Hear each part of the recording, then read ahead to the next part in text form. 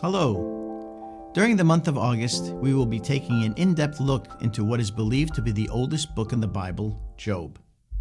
The story of Job is a story of suffering, destruction, and conflict wrapped inside the greater narrative of God's omnipotence, sovereignty, and wisdom. Within its 42 chapters, we see God challenged by evil, Job challenged by loss, his wife and his friends, and finally God challenged by Job. In the end, it is confirmed that our God is the great creator of all things, who has power over evil, and is our absolute protector and author of our faith. I would suggest that you take the time to read the complete story of Job. To start our journey, let's learn about who Job was. In chapter 1, we learn firstly that he was blameless and upright, and that he feared God and shunned evil. This tells us that Job had a straightforward, spotless character, and that he was in a close relationship with God. Job and his wife had 7 sons and 3 daughters, from which an Old Testament perspective told those around him that Job had been blessed by God. He owned 7,000 sheep, 3,000 camels, 500 yoke of oxen, and 500 donkeys, and had a large number of servants. He demonstrated how important it was to be in right standing with God by sacrificing a burnt offering on behalf of his children when he perceived that they had sinned. Job valued his relationship with God and was living a blessed life. Pause for a moment and ask yourself, do I value my relationship with God? Is God's value to me dependent upon how much he has blessed me? After telling us about Job, the story turns to a conversation between God and Satan. God asks Satan the following: "Have you considered my servant Job, that there is none like him on earth, a blameless and upright man, one who fears God and shuns evil?" Satan then attacks Job's character by saying if Job lost all that he had, he would curse God to his face. Confident in Job, God agrees to this test, as long as no physical harm is done to Job. After Satan departs from God, Job's life is turned upside down through the remainder of chapter 1. First, a group of raiders from Sheba, the Sabaeans, attacked and killed several of Job's servants and made off with his oxen and donkeys. Next, his sheep and some servants were burned up by the fire of God that fell from the heavens. Third, the Chaldeans stole Job's camels and put to death more of his servants.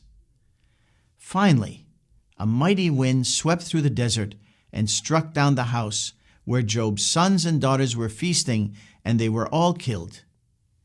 Just like that, all that Job had was gone. And what was his response? He fell to the ground and worshipped his God, uttering the well-known resolve, "Naked I came from my mother's womb, and naked shall I return there. The Lord gave, and the Lord has taken away. Blessed be the name of the Lord." In all this, Job did not sin nor charge God with wrong. That's something to consider now, isn't it? Let's put ourselves in Job's shoes for a moment and consider if we would be able to say the same thing. During the dark days of life, have you turned to God in worship? What made it possible for Job to do this?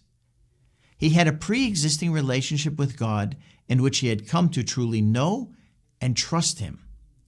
The same can be true for us. When we learn of the one true God and establish a relationship with him, we come to understand his character and know that he works all things to the good of those who love him. If we understand and embrace that truth, then we can come to a place of worship. Our God is a God of hope. In Jeremiah 29:11, King James Version, it says, "I know the thoughts that I think toward you, saith the Lord, thoughts of peace and not of evil, to give you an expected end." We can worship God during dark times because, as believers, we are people of hope, knowing that God's plans for us include spiritual prosperity and good. Job withstands the onslaught poured out on him, and his relationship with God remains unchanged. As we turn to the second chapter, we see Satan back in the presence of God, and God once again holding up Job as a shining example of faithfulness. Then Satan seeks to test Job again, saying that if Job was stricken physically, he would then curse God.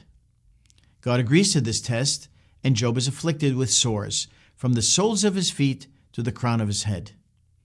In the midst of his pain, Job's wife encourages him to just curse God and die to end his suffering.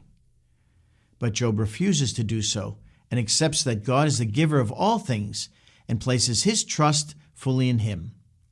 Job teaches us that a person of faith will trust in God through prosperity or adversity, even while unable to understand why bad things happen. In our lives, have we found it difficult to trust God in the midst of adversity, or when we don't understand why things happen the way they do?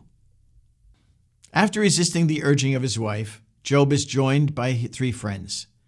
Their back-and-forth conversations are the source of the next several chapters of the story, and we will explore them in the coming weeks.